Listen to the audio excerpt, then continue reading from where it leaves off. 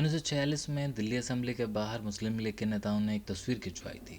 उस तस्वीर के अंदर सभी लोग मुस्लिम थे, जो कि एक अलग मुल्क चाहते थे जिसका नाम पाकिस्तान था, जो बन गया।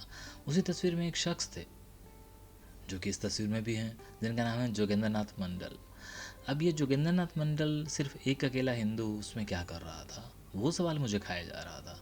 तो मैं जब उसकी तह में पहुंचा, अच्छा आप कहेंगे कि जोगेंद्र नाथ मंडल कौन है, कहाँ बैठे हैं, तो वो बैठे हैं ख्वाजा नजीमुद्दीन के साथ। और जब मैं इनकी खोज करने सोशल मीडिया पर पहुंचा तो मुझे पता चला कि पाकिस्तान इन्हें देशद्रोही कह चुका है और भारत इन्हें अछूत मान चुका है।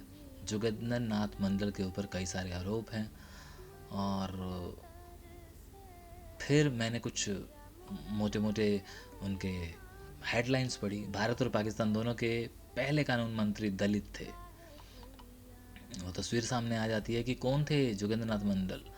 तो मंडल का जन्म जो हुआ था वो था बंगाल के कस्बे बाकरगंज के किसान परिवार में हुआ था। उनके पिता चाहते थे कि घर में कुछ हो या ना हो, उनका बेटा शिक्षा ज़रूर हासिल करे। मंडल की शिक्षा का खर्च उनके बेऔलाद चाचा ने उठाया। एक स्थानीय स्कूल में पढ़ने के बाद उन्होंने बंगाल के बरिसाल के सबसे अच्छे कॉलेज में दाखिला दिया, जो जिसका नाम था ब्रिजमोहन संस्थान। बरिसाल पूर्वी बंगाल का एक शहर था जो बाद में पूर्वी पाकिस्तान बन गया था। अपनी शिक्षा पूरी करने के बाद उन्होंने बरिसाल की नगरपालिका से अपनी राजनीतिक सफ़र की शुरुआत की। उन्होंने निचले तबके के लोगों के हालात सुधारने के लिए संघर्ष शुरू किया। वह भारत के बंटवारे के पक्ष में बिल्कुल नहीं थे, लेकिन उन्होंने महसूस किया कि उच्च जाति के हिंदुओं के बीच में रहने से शूद्रों की स्थिति में सुधार नहीं हो सकता, इसलिए पाकिस्तान दलितों के लिए एक बेहतर अवसर हो सकता है। जब उन्होंने जिन्ना के आश्वासन के बाद पाकिस्तान जाने का फैसला किया तो उन्हें उनके सहयोगी और भारत के उस समय के सबसे बड़े दलित नेता डॉक्टर भीमराव अम्बेडकर रामजी अम्बेडकर ने चिताया था। तकदीर का खेल ऐसा हुआ कि डॉक्टर अम्बेडकर भारत के पहले कानून मंत्री बने और जोगेंद्र नाथ मंडल पाकिस्तान के पहले कानून मंत्री बने। कुछ साल बाद दोनों को ही अपने अपने पद से त्यागपत्र देना पड़ा। और अब मुझे समझ में आ रहा है कि वो कितने सारे लोग थे 47 में जो दलित थे और वापस नहीं आए और आज वहाँ पर यही काम कर रहे हैं।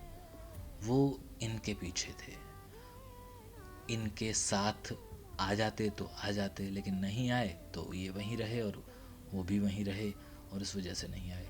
ये वहीं रहे वो इस आर्टिकल में नहीं है, मैं वैसे ही बोल गया शायद, लेकिन ये एक बहुत बड़ा पर्दा मेरे जहन से हट गया कि वहाँ से वो लोग नहीं आए इनकी वजह से। और एक और आर्टिकल है जो अगर मैं पढ़ूँ तो पाकिस्तान के संस्थापक मोहम्मद अली जिन्ना ने जोगेंद्र नाथ मंडल को पाकिस्तान की संविधान सभा के पहले सत्र की अध्यक्षता की जिम्मेदारी दी थी। वह पाकिस्तान के पहले कानून मंत्री भी बने। जोगेंद्र नाथ मंडल बंगाल के दलित समुदाय से थे। भारत के बंटवारे से पहले बंगाल की राजनीति में केवल ब्रिटिश उपनिवेशवाद से आज़ादी एक महत्वपूर्ण मुद्दा नहीं था, बल्कि लोगों की नज़रों में इससे भी ज़्यादा अहम मुद्दा बंगाल में जमींदारी व्यवस्था की चक्की में पिसने वाले किसानों का था। इनमें ज़्यादातर मुसलमान थे, उसके बाद दलित थे जिन्हें शूद्र भी कहा जाता था, लेकिन अंग्रेज़ों के समय इन्हें अनुसूचित जाति कहा जाने लगा था। अब जोगेंद्र नाथ मंडल के बारे में और भी बड़े सारे आर्टिकल हैं। अब मैं नहीं चाहूँगा कि वो सब मैं पढ़ूँ, आप ज़रूर पढ़ लीजिएगा, लेकिन अगर आपको इनके बारे में पहले से पता था तो मुझे ज़रूर बताइएगा, क्योंकि जोगेंद्र नाथ मंडल साहब का जिक्र कई जगह सोशल मीडिया पर अब देखने को मिल रहा है, और जिसमें वो एक तस्वीर भी दिखाई देती है जिसमें दोनों देशों के दो लोग एक ही तस्वीर में दिखाई देते हैं। एक हैं डॉक्टर भीमराव अम्बेडकर और दूसरे हैं जोगेंद्र नाथ मंडल। शुक्रिया। थोड़ा अजीब था ना ये आर्टिकल, लेकिन हमारे 47 से जुड़ा हुआ था। अगेन शुक्रिया। अच्छा, बहुत सारे लोग पूछते हैं कि मैं शुक्रिया शुक्रिया क्यों कहता हूँ। मैं इसके बारे में भी बताऊँगा कि आखिरकार मैं शुक्रिया क्यों कहता हूँ।